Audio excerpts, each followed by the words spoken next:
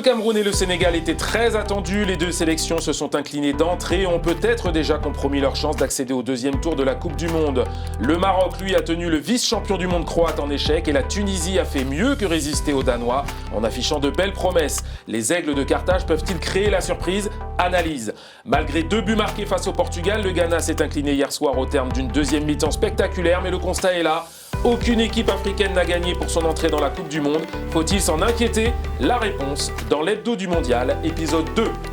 Bonjour à tous, bienvenue dans l'Hebdo du Mondial, épisode 2. 3 défaites, 2 nuls, 2 buts marqués, 6 encaissés. Tel est le bilan des nations africaines en ce début de compétition. Un bilan peu reluisant dont on va largement parler dans cet épisode 2 de l'Hebdo du Mondial, notamment en compagnie de Mathieu Nicolas. Bonjour Mathieu. Bonjour David. Alors c'est vrai qu'on est un petit peu déçus de ces premiers matchs de compétition des nations africaines. On s'attendait à beaucoup mieux. On s'attendait à beaucoup mieux, surtout au niveau du Sénégal, qui était la première équipe africaine qui commençait. C'était un peu l'exemple qu'il fallait suivre. Le champion d'Afrique. Le champion d'Afrique. Et malheureusement, ce n'est pas le cas. 0 but inscrit, c'est triste. Alors, on va parler du Sénégal tout à l'heure, mais on va commencer avec le Cameroun, les Lions indomptables qui affrontaient la Suisse, qu'on peut dire. C'est que les Lions ont raté le coche parce que finalement, la première période, les premières occasions étaient pour eux, mais ils n'ont pas marqué. Ils ont raté, ils ont eu beaucoup de mal dans la dernière passe, je trouve, et aussi à la finition. Il y avait quand même pas mal de bonnes choses. Choupo-Moting a fait un super bon match, Zambo Anguissa était super. Malheureusement, si on n'arrive pas à faire la bonne dernière passe, le bon dernier crochet, la bonne dernière frappe, on n'y arrive pas. Et puis surtout, c'est que sur le premier tir cadré suisse, il y a eu but. C'est aussi ça, la Coupe du Monde, c'est l'efficacité, ce que n'ont pas su faire les joueurs de Rigobert Song. Alors avec une petite histoire dans l'histoire, c'est un but d'Embolo, natif de Yaoundé. C'est un traître. C'est le jeu, c'est comme ça. Il a choisi de jouer avec les Suisses. Bon, il a pas célébré, c'était beau, c'était un beau geste. Quand même. Alors, tactiquement, sur le but inscrit par la Nati, on a un 2 contre 4, 2 Suisses contre 4 Camerounais dans la surface, et il n'y en a aucun qui est marqué. Il n'y a pas de marquage. C'est vrai que si j'avais été Onana, j'aurais bien crié sur mes défenseurs parce qu'il est complètement seul. On le voit sur le but, Nkou, il s'arrête de jouer. Il ne faut pas faire ça, on est en Coupe du Monde, il faut se la donner. C'est pas normal. Alors après, ce qu'on a un peu moins compris, c'est qu'il n'y a pas vraiment eu de réaction en deuxième période de la part des coéquipiers de Choupo-Moting. On a vu un Cameroun assez insipide en deuxième mi-temps quand même. Je crois que dès que Choupo-Moting est sorti, il n'y a pas eu une seule frappe des Camerounais. Bon, Vincent Aboubakar, on peut en parler. Je ne sais pas si... Qui n'était pas titulaire, c'était une demi-surprise. Je ne sais pas si son entrée a été vraiment bénéfique. Pourquoi pas faire une attaque Aboubakar-Choupo pour la fin du match ? Moi, je pense que j'aurais fait ça. J'aurais donné le tout pour le tout. C'est dommage. Ils ont pas montré grand-chose dans cette deuxième mi-temps. Alors moi, j'ai noté la bonne prestation de Brian Mbeumo, le joueur de Brentford, qui a essayé de porter au moins son équipe vers l'avant. Très vif, bon pied gauche, on le voit, il aime bien en revenir dessus. Je crois que c'est lui qui tire pour la première fois pour le Cameroun. Ensuite, Toko Ekambi, un gros raté quand même. Moi, j'aime beaucoup ce joueur, je le vois souvent en Première Ligue.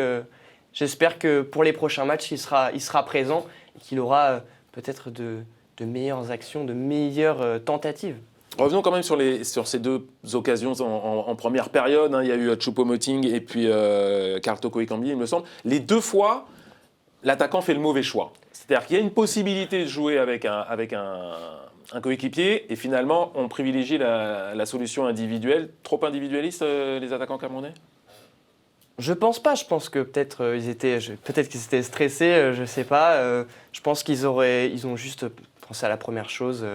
Frapper. Essayer de marquer. Ouais, voilà, essayer de marquer. Parfois, on oublie son coéquipier qui peut être à droite. Faut lever la tête. Mais bon. Et en football, faut lever la tête. Et c'est sans doute un conseil que pourrait donner aux Lions indomptables Jules Denis Onana, ancien défenseur international camerounais, que nos équipes au Cameroun ont interrogé sur ce match. Une victoire aurait été bonne pour engager la compétition. Malheureusement, nous n'avons pas pu concrétiser les 2-3 actions que nous avons eues en première mi-temps. Là où la Suisse, je pense, était un peu fébrile. Nous n'avons pas pu exploiter nos opportunités. On pensait pouvoir prendre la Suisse, gagner la Suisse et voir venir. Maintenant, nous sommes déjà au pied du mur. Il faut à tout prix gagner contre la Serbie. J'espère que la stratégie et le mental des gars sera prêt pour battre la Serbie. Si on ne bat pas la Serbie, on pourra déjà dire au revoir à la Coupe du Monde. Hier, le Brésil a battu la Serbie dans l'autre match du groupe 2-0, doublé de Richarlison. Inquiétude pour Neymar, touché à la cheville. La Serbie, prochain adversaire des Lions indomptables. Eh bien, la question elle est simple, Mathieu. Est-ce que le Cameroun peut le faire ? Ils peuvent le faire, ils ont intérêt à le faire. Je trouve que la Serbie a lâché les bras en deuxième mi-temps. Je vois que le Brésil, si on regarde les stats, a eu 19 tirs en deuxième mi-temps.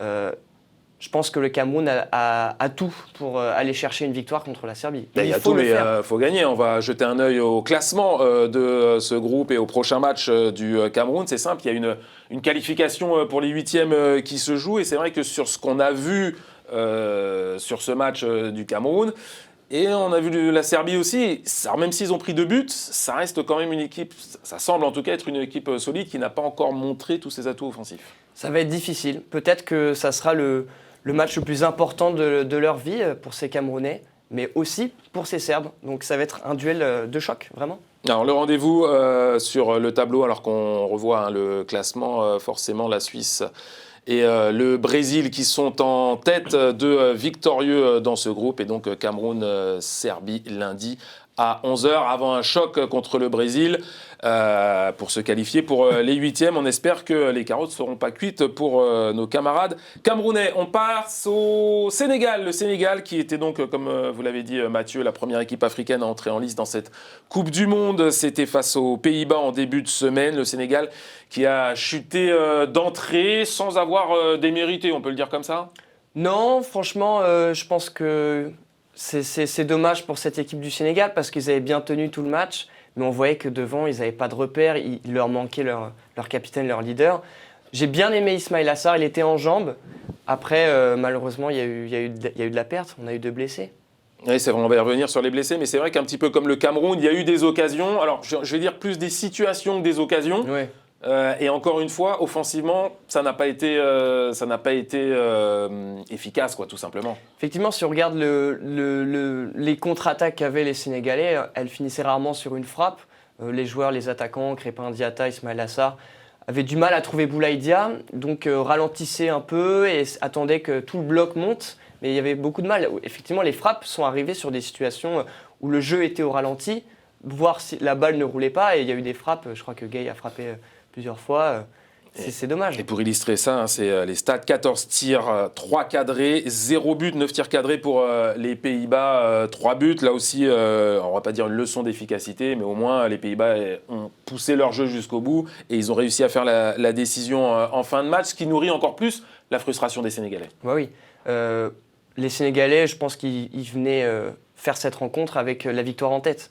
Malheureusement, ils repartent avec une défaite et en plus 0 but inscrit, c'est pas normal, Et un homme dans le match, c'est Edouard Mendy, le gardien. On a dit pendant quelques temps que c'était le meilleur gardien du monde, le gardien de Chelsea. Il s'est manqué, on va le dire au moins sur l'ouverture du score, la sortie n'est pas bonne. La sortie n'est pas bonne, je pense qu'il y a aussi un manque de communication et puis aussi, il faut le reconnaître, le ballon de Frenkie de Jong, il est dangereux, il a l'air anodin mais il est super dangereux. Moi j'en veux pas à Mendy, je pense que c'est un grand gardien. Une boulette dans une compétition, enfin boulette c'est un gros mot mais une erreur c'est pas grave. Et je crois que Aliou Cissé a toute la confiance en Edouard Mendy. Et d'ailleurs, il va le remettre là. Ah oui. On rappelle que le Sénégal va jouer à 14h contre le Qatar. On y arrive dans quelques instants. Aliou Cissé, vous l'évoquiez. Il s'est exprimé en conférence de presse avec Khalilou Koulibaly. C'est 2 champions quand même. Voilà, Asie et Afrique. Donc vous pouvez imaginer l'importance et l'intensité qu'il y aura dans ce match-là. 2 équipes qui sont dos au mur. 2 équipes qui doivent impérativement empocher des points parce que nous sommes tous les 2 à 0 point. Ce qui est sûr, c'est que le comportement et la mentalité des Sénégalais demain sera une mentalité de guerrier. Et on fera tout pour gagner le match. Le point sur les blessés, Mathieu, il y avait Cheikhou Kouyaté et Abdou Diallo. Diallo va jouer. Diallo va jouer. Diallo a repris l'entraînement. Il a effectué l'intégralité de la séance avec les Lions. Je sais que Fodé Ballo-Touré, lui, s'est entraîné à l'écart du groupe. Et Kouyaté, pour le coup, c'est out pour le premier tour de la compétition. Ouais, mauvaise nouvelle pour les Lions. Après, on le rappelle, le forfait de Sadio Mané. Le point sur le groupe, le classement et les matchs à venir. Et les matchs à venir, c'est dès cet après-midi, 14h, avec ce match entre le Sénégal et le Qatar, le pays hôte. Et alors, il va falloir gagner ce match en faisant mieux que l'Équateur avant de s'offrir une finale, justement, contre cette équipe de l'Équateur qui avait fait le match d'ouverture, qui avait battu tranquillement, on va dire, cette équipe du Qatar. La victoire, elle est obligatoire. Les Sénégalais vont devoir redoubler d'efforts. Et je pense qu'ils doivent, ils devraient s'inspirer de l'Arabie Saoudite et du Japon, des équipes qui pressent. Je pense que c'est un match où il va falloir tout donner. Alors, face à une équipe du Qatar qu'on a vu un petit peu faiblarde contre l'Équateur en ouverture, il y avait peut-être le poids de l'événement aussi, un événement qui se prépare dans ce pays depuis pas mal de temps. Ça veut dire qu'on va voir un Qatar avec un autre visage. Il va falloir se méfier quand même. Il va falloir se méfier, mais je pense quand même que le Sénégal sera plus entreprenant dans ce match. Et je vois bien le Sénégal, battre le Qatar facilement. Qu'en pensent les ressortissants africains, le Sénégal, le Cameroun? Ont-ils les moyens d'accéder au deuxième tour? Nous sommes allés les interroger. Bon, c'est un peu difficile pour le Sénégal et le Cameroun, mais vu l'état d'esprit actuel des deux équipes, je pense qu'ils pourront s'en sortir. Ils ont de fortes chances, je dirais 60% pour sortir de la phase de poule.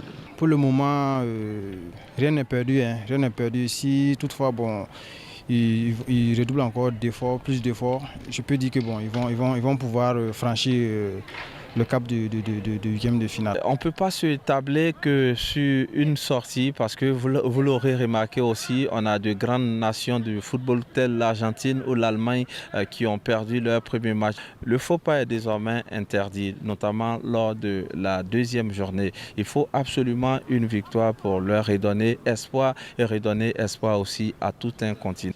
Le Sénégal affronte donc le Qatar aujourd'hui à 14h. On va prendre la direction de l'Émirat avec Lassana Camara, notre envoyé spécial. Depuis Al Toumama Stadium à Doha, c'est direction Qatar.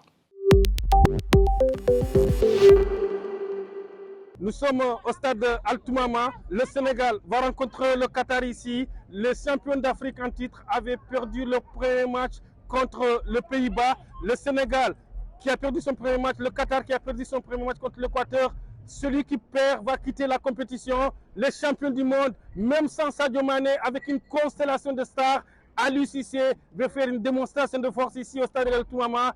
On n'a pas encore vu une victoire africaine ici au Qatar. Le Sénégal veut montrer, veut planter le décor, veut donner la première victoire à l'Afrique. Vous pensez que le Sénégal va gagner aujourd'hui contre le Qatar? Inch'Allah. Vu que la fois passée, on avait une défaite la fois passée. Aujourd'hui, on fera de mieux pour qu'on puisse gagner, Inch'Allah, la victoire d'aujourd'hui. Et que nous, les supporters, nous allons aussi donner un coup de pouce, leur donner beaucoup de force et aussi les encourager, Inch'Allah, pour qu'on puisse gagner le match d'aujourd'hui. Inch'Allah. Vous pensez que le Sénégal va gagner? Ah, bien sûr.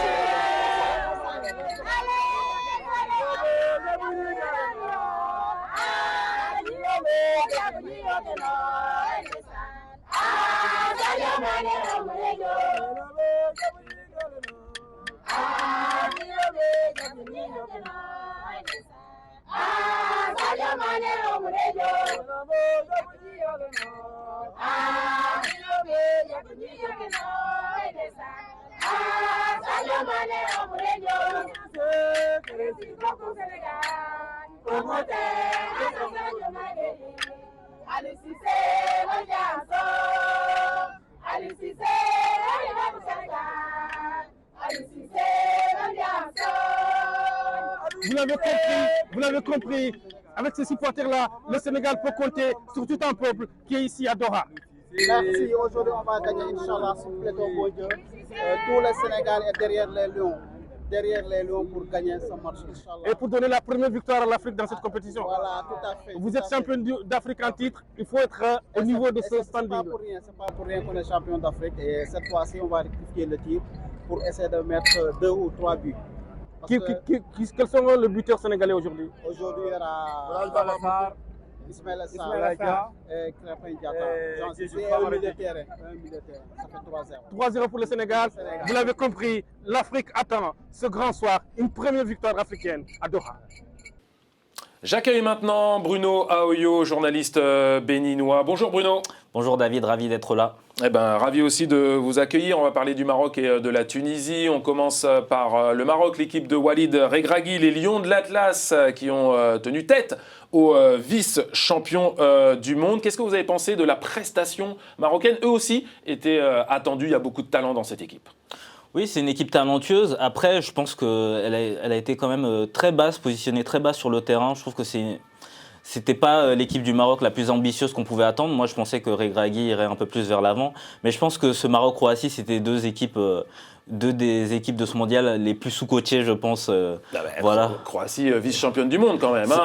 C'est vrai. Quelques bons joueurs. C'est vrai, mais il ne faut pas oublier qu'ils sont passés par 3 séances de tir au but en 2018. Derrière, leur euro n'a pas été flamboyant, les Croates. Donc, je pense que c'était un 0-0 logique. Mais le Maroc, au prochain match contre la Belgique, il va falloir y aller un peu plus, quoi. Il va falloir mettre un peu plus d'intensité et un peu plus se projeter. C'est une autre belle opposition. La Belgique, on va faire un petit focus sur Yacine Bounou, le gardien de but. Il a été déterminant dans cette rencontre, il a multiplié les parades. Oui, heureusement qu'il était là, il a fait un très bon match. Parfois, il peut être un peu décrié, il est sujet à des fautes de concentration. Mais là, il a été bon, il a sauvé son équipe plusieurs fois.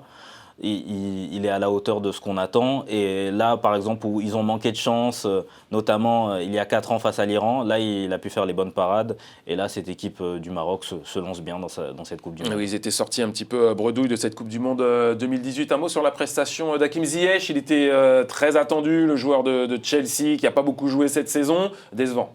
Oui, il a été décevant. Après, je pense que l'objectif du Maroc sur ce match-là, c'était surtout de sécuriser le point du match nul. Il aura d'autres occasions de se montrer. Le match face à la Belgique risque d'être un peu plus ouvert avec une équipe belge qui risque de reculer un peu. Et forcément, Belgique-Maroc, c'est comme un derby. Donc je pense que les Lions de l'Atlas seront gonflés à bloc, de chez bloc. Un match de frères, justement. On va faire le point sur ce groupe avec la Belgique qui s'est imposée et qui a donc pris la tête en compagnie de la Croatie. C'était Belgique-Canada. Ils se sont fait peur quand même, les Belges. Alors vous l'avez dit, Bruno, c'est un match un petit peu entre frères qui rappelle le France-Sénégal de 2002. Qu'est-ce que vous avez pensé de cette équipe belge? On a vu un De Bruyne un petit peu quelconque. Oui, l'équipe de Belgique, on le sait, face à des équipes qui ont tendance à jouer le contre avec des ailiers rapides ou des latéraux rapides, elle a un peu plus de mal. Après, l'essentiel pour la Belgique sur ce match était de sécuriser la victoire. Mais je pense aussi que l'entraîneur espagnol de la Belgique, Roberto Martinez, va devoir faire quelques ajustements pour que cette équipe soit un peu plus, avec un peu plus les hommes en forme. Je pense que Eden Hazard, par exemple, va devoir quitter le 11 de base parce que c'est plus possible. Voilà, il n'est pas au top. Il le dit lui-même. Hein. Ouais, je pense que Leandro Trossard doit pouvoir entrer dans cette équipe. Et puis aussi Amadou Onana qui a été très bon lors de son entrée. Mais il va falloir, Bruno, que le Maroc se transcende parce que, objectivement, ça reste un cran, voire 2 crans en dessous de la Belgique. C'est au moins la vie générale. Pas en ce moment. Je pense que c'est 2 équipes qui se cherchent un peu. Et je pense que la première équipe qui marquera dans ce match sera vraiment à l'aise. Et je pense que le Maroc a vraiment un coup à jouer. Je pense que pour la première fois depuis très longtemps, il y a eu un Belgique-Maroc en 2007. Et c'était la première sélection notamment d'Axel Witsel qui avait marqué, mais pour une défaite de 4-1 à domicile. Je pense que cette équipe du Maroc a un coup à jouer et si le Maroc doit prendre la Belgique pour les battre, c'est maintenant ou jamais. Eh ben, on va suivre ça avec attention. On va maintenant parler de la Tunisie. La Tunisie qui a fait match nul avec le Danemark. Le Danemark qui avait battu l'équipe de France, je crois que c'était en septembre dernier. On a vu une belle prestation des Tunisiens qu'on n'attendait pas forcément à ce niveau. Ils ont été très très consistants dans cette rencontre. Oui, ils ont fait une rencontre sérieuse. Le Danemark, on sait, c'est une équipe qui, dès qu'elle a un peu d'espace, qu'elle peut un peu combiner, c'est une équipe très dangereuse qui multiplie les phases de jeu et avec des circuits de passe très identifiés. Là, cette équipe de Tunisie a essayé de sécuriser, de se solidifier. d'être sérieuse défensivement avec un duo Laïdouni-Skiri à la récupération qui a été très sérieux. Et puis et un gros match, hein, franchement, pour Aïssa Laïdouni, le joueur du Ferencváros, qui a été très bon, notamment à la première relance et dans les duels gagnés. Un très bon attaquant aussi, Djebali, qui a un petit problème avec le hors-jeu, hein, on l'a vu, parce qu'il s'est créé de belles situations, mais bon, il n'était pas dans le bon tempo. Et puis Aymen Damen, le gardien, qui aussi, un petit peu à l'image de Yacine Bounou, a multiplié aussi les parades. Oui, il a été bon sur ce match face à une équipe du Danemark qui savait qu'il fallait prendre les 3 points là. Ils ont assuré l'essentiel.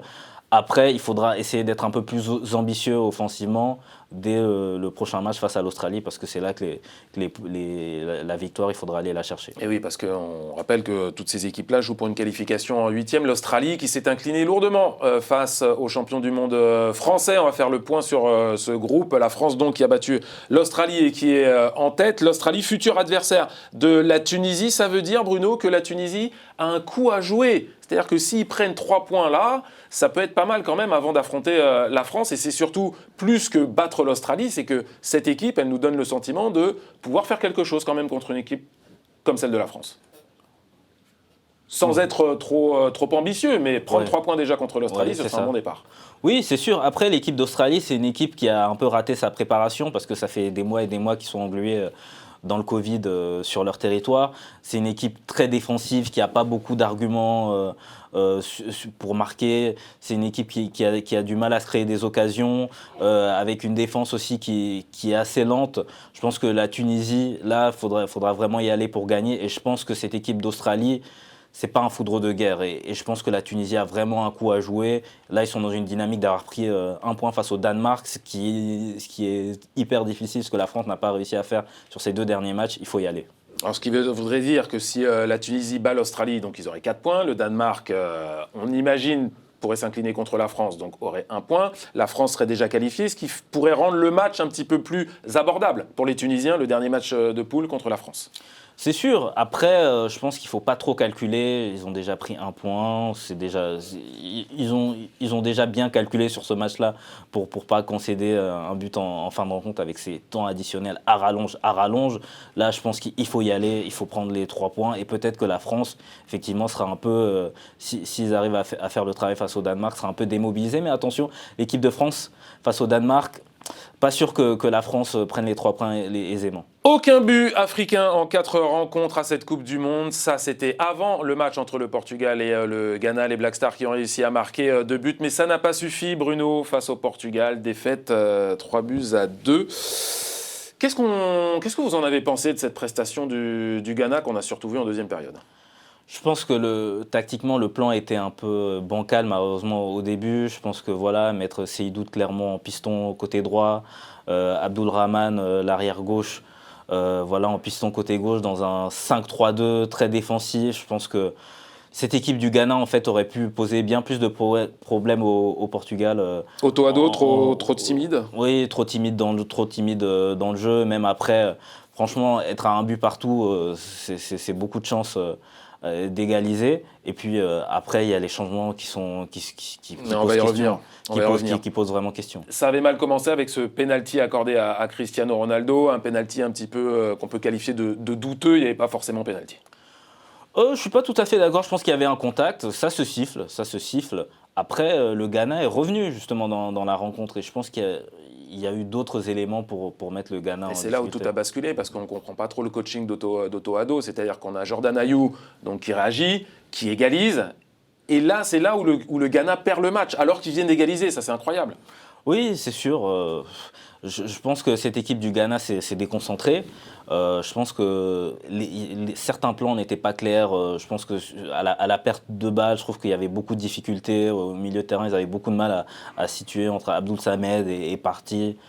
Je pense que le Ghana peut vraiment avoir des regrets sur cette rencontre. Et attention, parce que l'équipe de Corée du Sud, qui est le prochain adversaire des Black Stars, c'est une équipe bien plus disciplinée et moins dans le doute, moins dans l'improvisation que la sélection portugaise. Allez, on va écouter Alexander Djiku, le défenseur central des Black Stars.